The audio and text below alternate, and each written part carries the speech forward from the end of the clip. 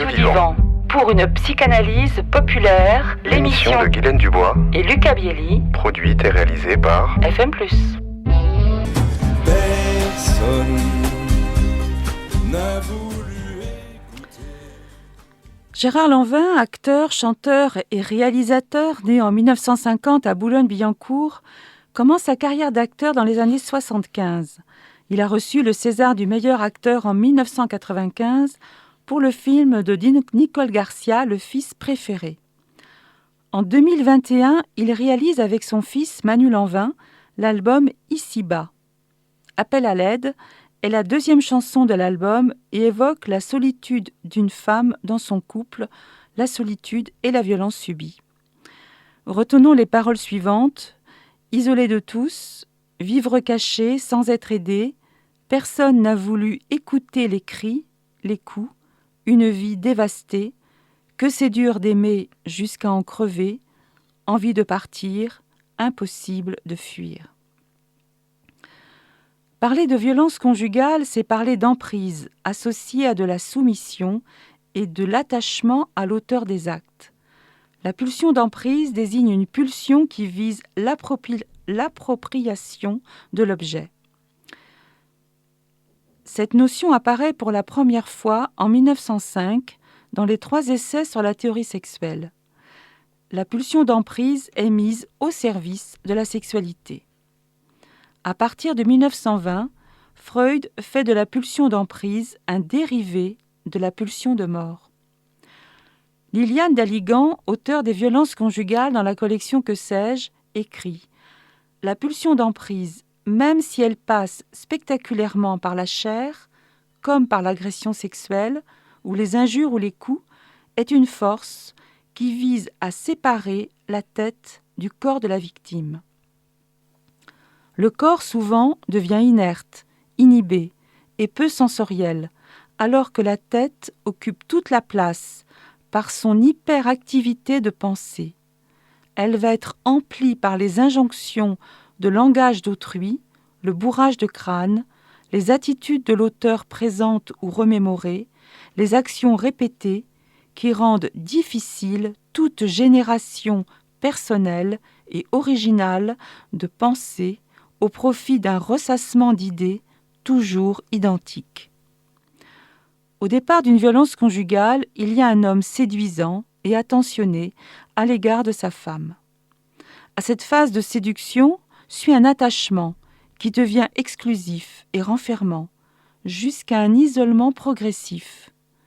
C'est souvent à l'annonce d'un changement dans la vie du couple, une grossesse par exemple, que la situation bascule.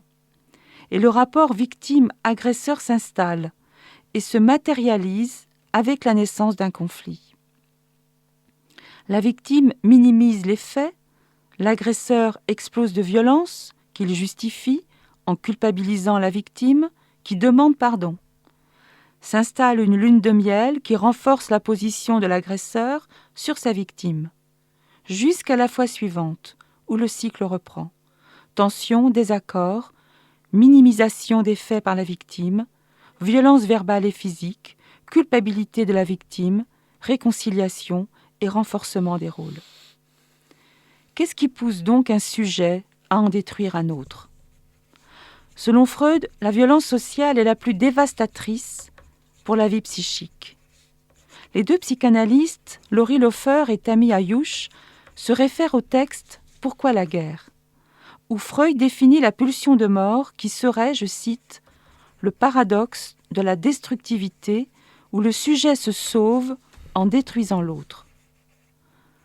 Freud, toujours, aborde la différence sexuelle par l'anatomie et caractérise les femmes comme celles qui n'ont pas ou qui sont marquées par un moins, un organe en moins. Pour Freud, cette absence du pénis chez les femmes appelle une compensation dont le sujet homme craint de faire les frais. Les hommes auraient quelque chose à défendre, à conserver, quelque chose qu'ils sont menacés de perdre. La relation d'emprise est une action d'appropriation, de possession et aussi de domination où l'autre est maintenu dans un état de soumission et de dépendance, et enfin une action d'empreinte sur l'autre qui se trouve marquée physiquement et psychiquement. détruire l'autre pour le ou la conserver. Comme une sorte de boucle pulsionnelle où chacun est pris dans ses pulsions de répétition. Les conséquences sont graves.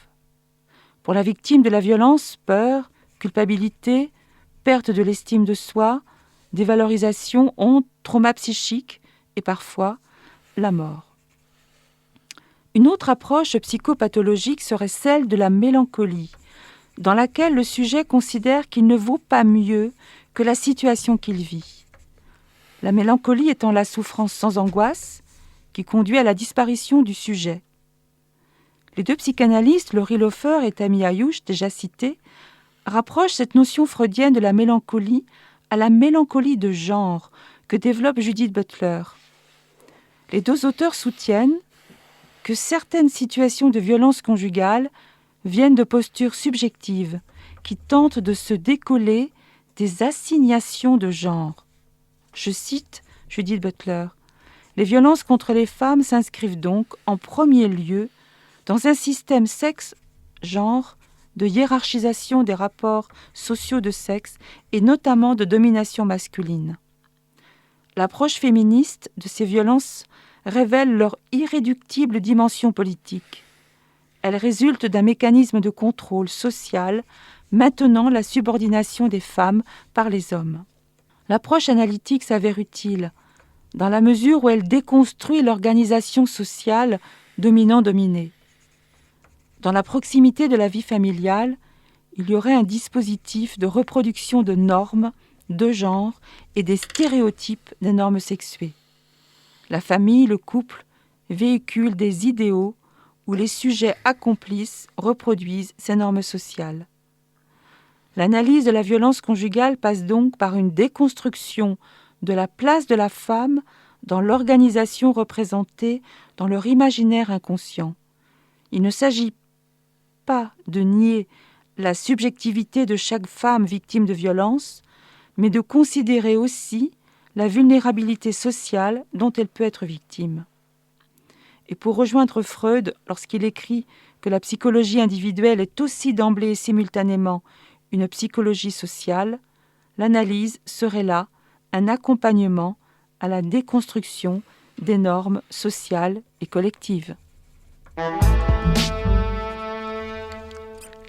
De retour sur Radio Divan. Merci Guylaine pour votre joli texte. Alors Guylaine, ça m'a beaucoup inspiré. Et je me suis demandé si en partant de la violence conjugale, on ne pourrait pas extrapoler un peu, prendre de la hauteur. Et je vais me permettre une petite comparaison.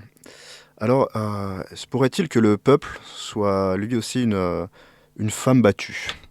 Peut-on voir dans l'accouchement des lois la culpabilité des votants ? Est-ce que les potes de bistrot du bourreau et les collègues de boulot sont-ils ici joués par les médias pour le peuple ? Pourquoi pas ? Pourquoi pas cette analogie ? En effet, elle est intéressante. La violence, oui, là, dans la violence conjugale, en effet, il s'agit de deux individus, mais Freud le dit bien, on ne peut pas toujours expliquer les relations, entre individus, uniquement entre individus. On est obligé d'y faire référence, à l'organisation de la société. Alors oui, ça me va bien, votre comparaison. Merci. Merci Guylaine Dubois. À la semaine prochaine. À la semaine prochaine. C'était Lucas Bielli et Guylaine Dubois pour Radio Divan, une émission produite et réalisée par FM+. Sur une musique originale de William Balfour, à retrouver sur radiofmplus.org, sur YouTube et Deezer.